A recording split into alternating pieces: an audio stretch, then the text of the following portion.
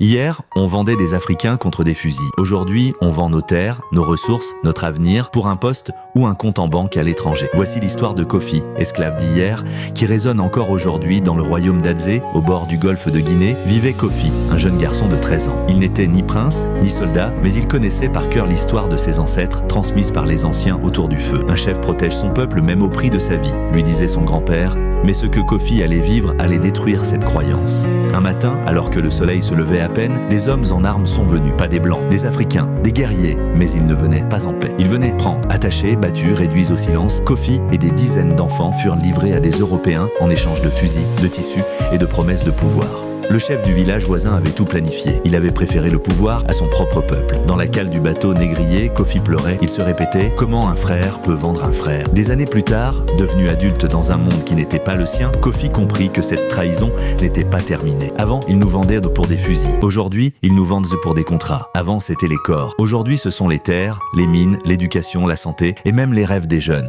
Le visage du traître a peut-être changé, mais le poison est le même, la soif de pouvoir. Kofi n'est plus là, mais son cri traverse les siècles. L'Afrique n'a pas été brisée uniquement par l'étranger, mais aussi par ses propres fils. Si cette vérité te parle, like cette vidéo, abonne-toi et surtout, réagis en commentaire. Penses-tu que les dirigeants africains ont vraiment changé ?